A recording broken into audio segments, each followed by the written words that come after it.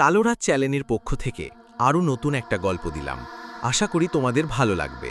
ভুতুরে নৌকার মাঝি, একটি বাংলার নদী ভিত্তিক ভুতুরে গল্প। বর্ষাকাল, চারপাশে পানি আর পানি। গ্রামটা প্রায় কেটে গেছে বাইরের জগৎ থেকে। ঠিক এমন সময়ের এক রাত, মেঘলা আকাশ, হালকা গুড়ি গুড়ি বৃষ্টি, মাঝ নদীতে ডাঙা খুঁজে পায় না কেউ। শহীদুল, একজন মাঝি।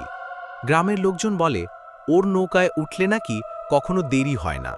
সে নাকি নদীর স্রোত বোঝে, কুয়াশায় দিক হারায় না, রাতেও পথ চিনে ফেলে। কেউ জানে না শহীদুল কোথা থেকে এলো বা তার পরিবারকে। সে শুধু রাতের বেলায় নৌকা চালায়, দিবালোকে তাকে দেখা যায় না।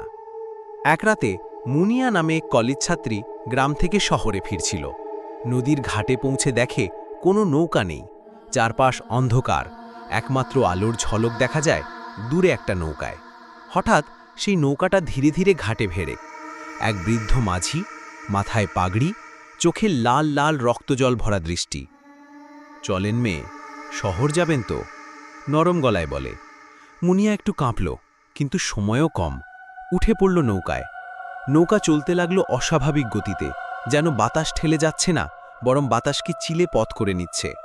চারদিক কুয়াশা ঘেরা, কেবল মাঝির গান ভেসে আসছে।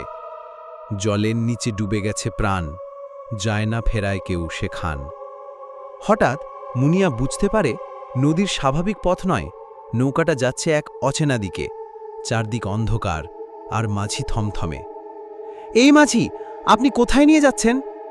মাঝি শুধু হেসে বলে, যেখানে আলো নেই সেখানে শান্তি আছে। মুনিয়া ভয় পেয়ে উঠে দাঁড়ায়। সে নদীতে ঝাঁপ দেয়। কয়েক ঘন্টা পর এক জেলে তাকে উদ্ধার করে। গ্রামে ফিরে সে বলে সে শহীদুল মাঝির নৌকায় উঠেছিল। সবাই স্তব্ধ। একজন বয়স্ক মানুষ বলে ওঠে, মুনিয়া, শহীদুল তো 5 বছর আগে এক ঝড়ে ডুবে গেছিল নদীতে। ওর নৌকা নাকি আজও মাঝরাতে দেখা যায়, কিন্তু যে ওঠে সে আর ফিরে আসে না। মুনিয়া বেঁচে গেল ঠিকই, কিন্তু তার চোখে আজও রাত হলে ভয় ভর করে। সে জানে ভুতুরে মাঝির নৌকা এখনও ঘাটে আসে কুয়াশার আড়াল থেকে।